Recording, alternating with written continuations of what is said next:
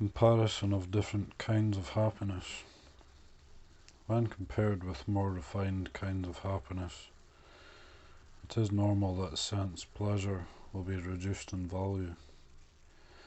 In comparison to the happiness of jhana, for example, sense pleasure is described as ordinary happiness, putu jhana sukha, the happiness of unawakened people. Contaminated or festering happiness, mila sukha, and inferior happiness, anariya sukha.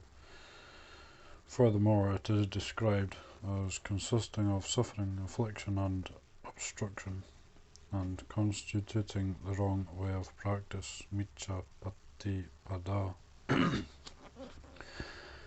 In contrast, the happiness of jhana, or internal happiness, ajata sukha, is described as happiness free from sensuality, nekama sukha, happiness based on seclusion, paviveka sukha, happiness conducive to peace and to realizing nibbana, upasama sukha, and happiness conducive to awakening, sambodhi sukha. It is free from suffering, distress, and affliction, and it constitutes correct spiritual practice, samapatipada, which leads to liberation, to nibbana. Although the Buddha frequently denigrates and points out the danger of sense pleasure, this does not mean that he was set on condemning or despising it. From one perspective, the Buddha was simply trying to point out the truth behind sense pleasure. Ordinary people, however, who are often ensnared by mental defilements, often view his teachings as excessively severe. Moreover, by comparing sensual happiness cherished by most people with a more refined form of happiness, he devalued the former in order to elevate the latter. Most importantly, however, sense pleasure is an unyielding and tenacious snare in which most people are caught up, and from which it is difficult to escape. The Buddha thus heavily criticized sense pleasure, along with praising more refined forms of happiness, in order to urge people to make haste in their spiritual practice, to avoid complacency, and to experience supreme happiness. Not all people who realize more refined kinds of happiness immediately abandon sensual happiness. Many people continue to live their lives by enjoying both kinds or both levels of happiness. In these circumstances, such people have more options or have a greater advantage in regard to experiencing happiness. In sum, the Buddha emphasized heedfulness and an awareness that, whether one abandons sensual pleasure or not, it is imperative to realize more refined forms of happiness within oneself and to develop these until one reaches supreme happiness.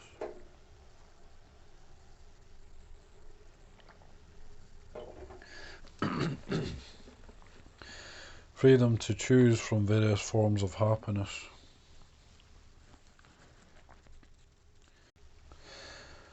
Some people fear that if they reach nibbana, they will no longer be able to enjoy sense pleasure. In response, one can say, fear not. If you reach nibbana, you will experience abundant happiness, greater than any happiness you now know.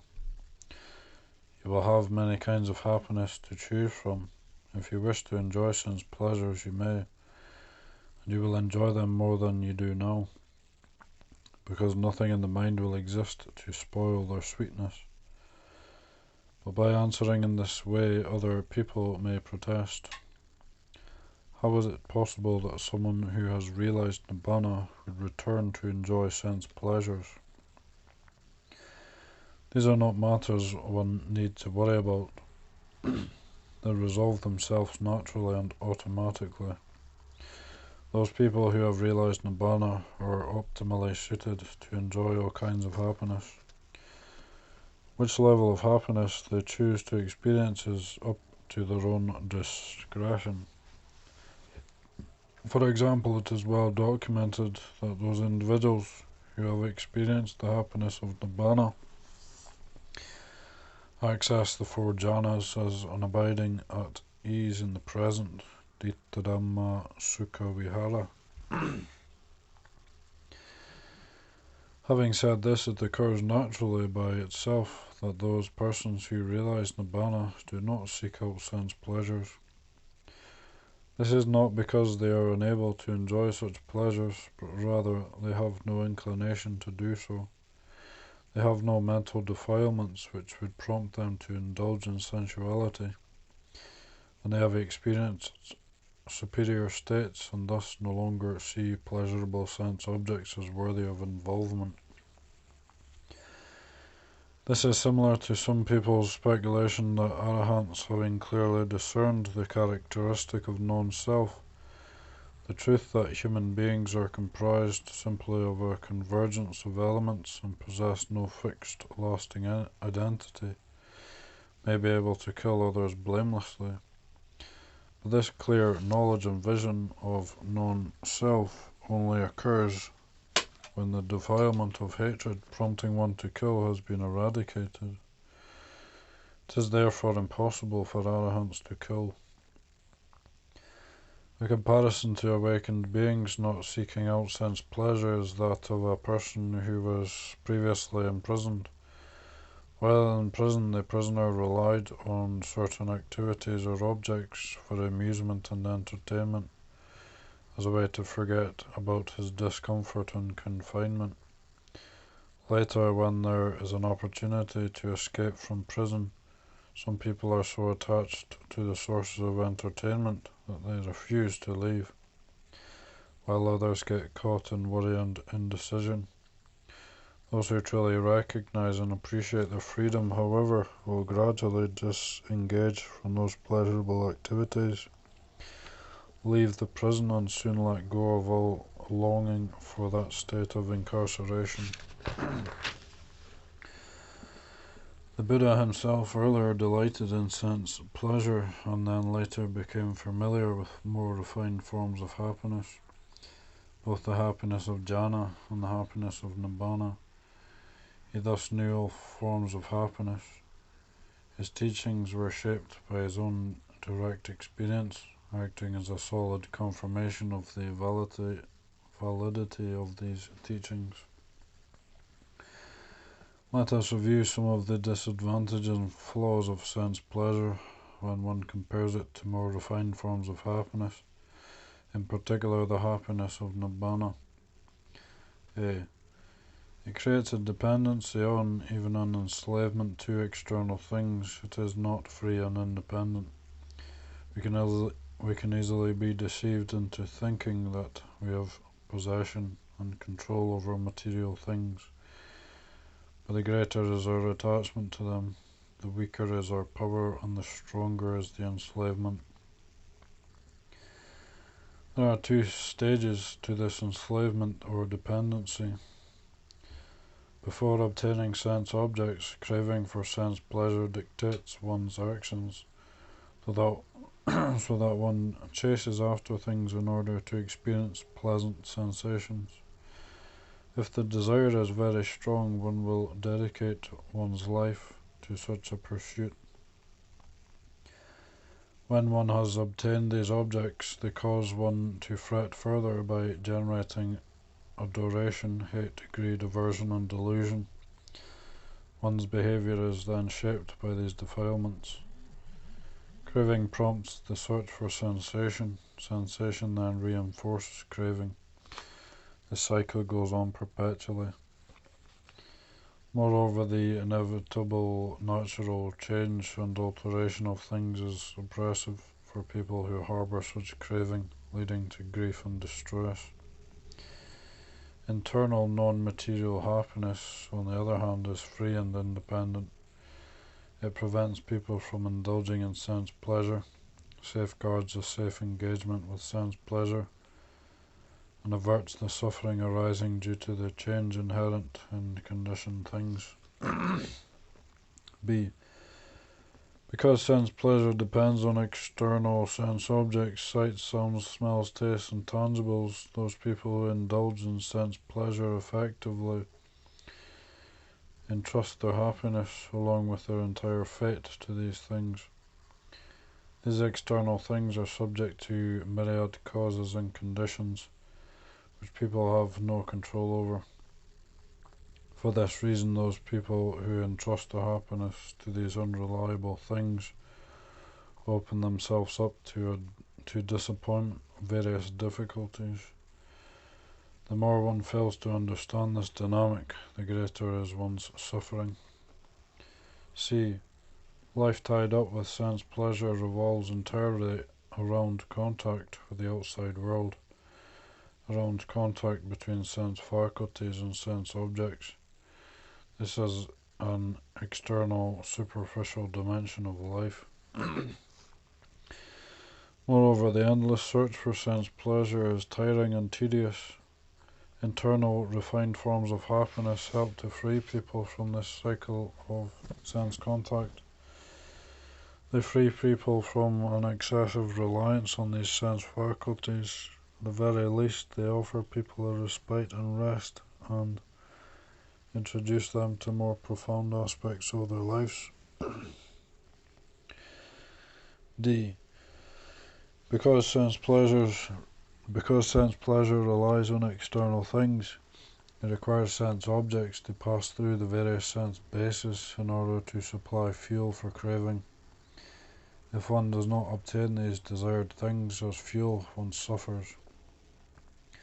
Internal, refined forms of happiness, however, do not rely on external things. Those people who are endowed with such happiness, although deprived of gratifying sense objects, still abide happily. Furthermore, because of this reliance on external things, those persons indulging in sense pleasure are unable to dwell unoccupied. If they are idle, they feel restless and feverish for things to experience. This restlessness and fever are true expressions of suffering. People who suffer this yearning and fever tend to deceive themselves by overlooking and ignoring this situation, and instead focus exclusively on whatever gratification they have been able to acquire.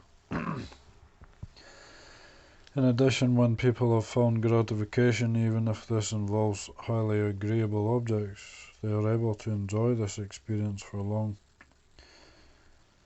If the experience becomes too prolonged, it becomes a form of endurance, and the happiness transforms into suffering. Sense pleasure thus relies on a continual change and variation of sense objects. For this reason, the scriptures state that movement iriyapata conceals suffering. Those who have accessed more refined forms of happiness are not tormented by the fever of yearning. They are able to abide in a particular state of happiness for long periods of time, according to their wishes, as illustrated in the previous story of the Buddha and King Bimbisara. The sense pleasure is shaped by and subject to craving. That is, it is related to one's habitually accumulated likes and dislikes, preferences and aversions. These likes and dislikes can fluctuate and are erratic. The same object or action may be liked by one person and disliked by another. One person may see it as a source of pleasure, another as a source of displeasure. This fluctuation is true even for a single individual. On one occasion one sees or hears something and is pleased, while on another occasion the same thing causes displeasure. And in the case that two people encounter the same object and both like it, this may lead to mutual aversion, since they both desire the same thing. These situations can cause conflict within an individual and animosity between people. They are the source of all sorts of trouble and affliction. Sense pleasure or material happiness is thus the opposite to internal non-material happiness, which is available on any occasion. This latter happiness is invariably a boon. It bestows a sense of well-being and contentment to the person experiencing it, and it is beneficial to everyone who's involved. The greater the number of people who experience it, the better. Each individual enhances the happiness of others because there is nothing to vie for. It therefore leads to peace and to the end of problems. F. Sense pleasure is the result of the gratification of craving tanha. If craving arises but is left unsatisfied and unappeased, problems arise immediately. These problems or this state of dissatisfaction is referred to as suffering dukkha. Suffering leaves harmful effects in its wake. These harmful effects either get locked up within an individual or the person vents them outwards or both. The harmful effects locked up inside refer to anxiety, despair and other forms of mental distress. They can be collectively referred to as mental derangement or even as madness. The harmful effects seeking an expression outwards may be given vent in a mild way, say by seeking out different forms of guidance and help. One may seek out guidance in ways that accord with wisdom and virtue, or one may seek to help from sacred objects and supernatural powers. Some people try to cover over their suffering by indulging in coarse or increasingly passionate forms of sense pleasure. The harmful effects can also be expressed in violent ways, say by causing conflict and persecuting others, or by causing destruction to one's environment. Alternatively, one may breed self-hatred and undergo severe austerities or cause injury to oneself. The following words by the Buddha are relevant here. And what, monks, is the source and origin of suffering? Craving is the source and origin, nidana sambhava. And what is the result of suffering? Suffering, I say, results either in mental derangement or in an outward search for relief. The search for happiness through the gratification of craving causes problems at all stages, not only when one is denied gratification. Problems may also arise during the search for pleasing objects and after one has acquired such objects. While searching for objects, one may injure or exploit others, causing them suffering and affliction.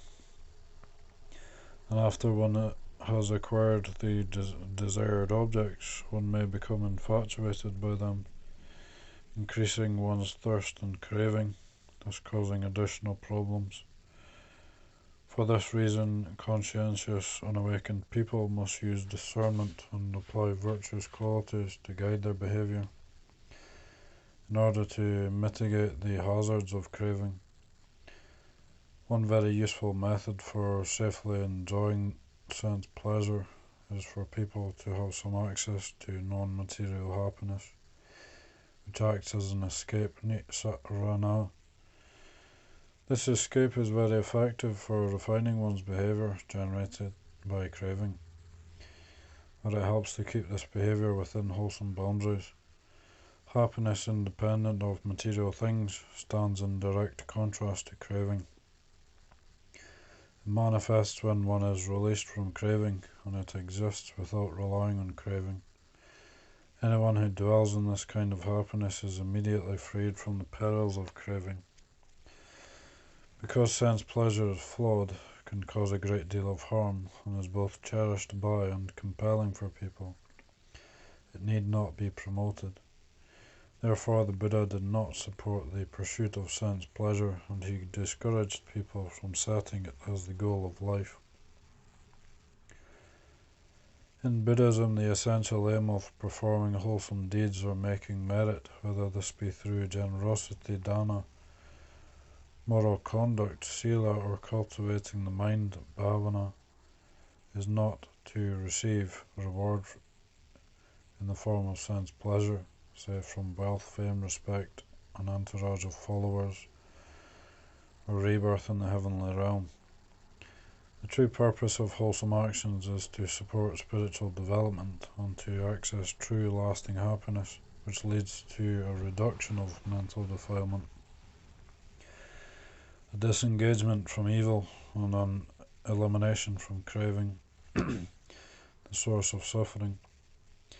The person engaging in good actions thus experiences deeper, more refined forms of happiness, up to the happiness of nibbana, which bring peace and well-being to the individual and to society.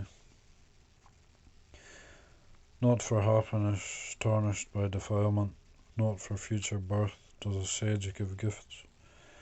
Indeed, a sage gives gifts for the end of defilement, for the absence of future birth. Not for happiness tarnished by defilement, not for future birth, does a sage develop the jhanas. Indeed, a sage develops the jhanas for the end of defilement, for the absence of future birth, aiming for the state of peace, i.e. nibbana, inclining in this direction, devoted to this state. A sage gifts. Sages set nibbana as the goal, just as rivers head for the heart of the ocean.